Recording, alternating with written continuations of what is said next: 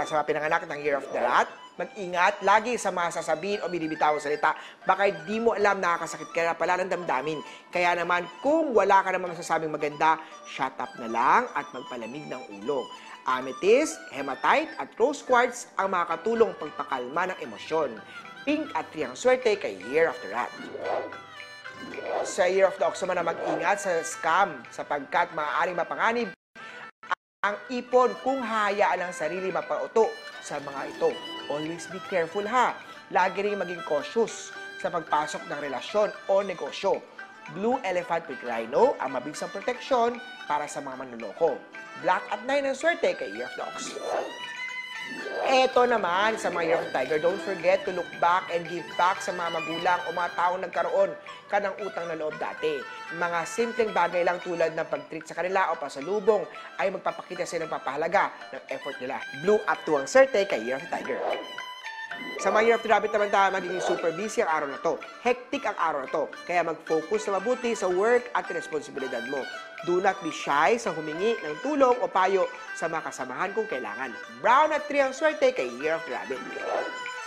Sa mga Dragon naman na huwag makialam sa mga away ng ibang tao, katrabaho man yan, baka ikaw ay madamay pa. Mas magandang i-report na lang ito kay boss o otoridad. Extra careful lang sa pagkuha ng picture sa public at baka may magalit sa'yo. Respect others' privacy. Gray at 7 ang swerte kay Year of Dragon. Sa snake naman, be mindful sa mga pinanganak ng snake. Huwag maging masyadong entitled or maarte, lalo na sa harap ng ibang tao o kadate mo. Tandaan, huwag feeling main character dahil hindi lang sa iyo umiikot ang mundo. Perfect for ang swerte kay Year of the Snake. Tutok lang at abangan pa ang part 2 ng Hansabi mamaya dito lang po sa Rise and Shine Pilipinas. Eto naman, para sa mga pinanganak ng Year of the Horsey, miscommunication ang kahihitatnan ng usapan kung hindi ka magiging maingat sa sasabihin o pagsasalita at paggamit ng tamang words. It's good na magkaroon ng basic knowledge sa English or Tagalog na laging ginagamit na wika. Blue at 1 ang swerte kay Year of the Horsey. Sa goat naman tayo maging mapanuri. Yan ang payo sa mga Year of the Goat. Make sure to check sa mga detalye ng trabaho bago i-submit ito.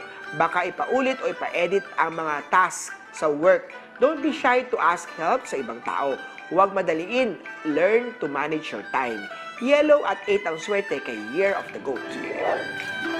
Sa monkey naman tayo, be mindful. Always make sure na nagbabayad ka ng bills bago umabot sa due date nila. Baka kung kailangan magmamadali ka dahil sa lakad o trabaho, mapatulan ka na ng bigla, lalo pag kuryente. Make sure to make it a habit na pay your bills bago ang mga hindi naman importante mga bilihin. Orange at 5 ang swerte kay Year of the Monkey. Kay Year of the Rooster naman tayo, maging maingat sa maliliit na karamdaman dahil baka ito'y sintomas ng mas malalang sakit. Better to set an appointment na with your doctor, dentist man yan, o ibang medical expert. Green at 6 ang swerte kay Year of the Rooster. Sa mga dog naman na matuto mag-ingat sa mga Year of the Dog, kung maaari umuwi sa tamang oras at laging may kasama. Maging mapadmanman naman sa paligid at sumabay sa maraming tao kung ikaw ay mag-isa lang. Piliin ang maliwanag na daanan.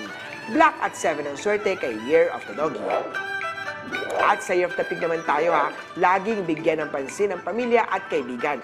Kahit sa pakikipag-chat lang ay ma-appreciate ka na nila. Posible din na mangyari na kailangan mong malaman ang mga dapat sikreto ng iba. Kaya naman always to check on them. Gold at 9 ang swerte kay Year of the Piggy. Muli po, ito po yung mga gabay, patnubay pala at prediction lamang ni Master Hans. Nasa inyong mga kamay na salalay ang inyong tagumpay. Kaya always be positive at i-claim ang mga swerte, mga ka-RSP.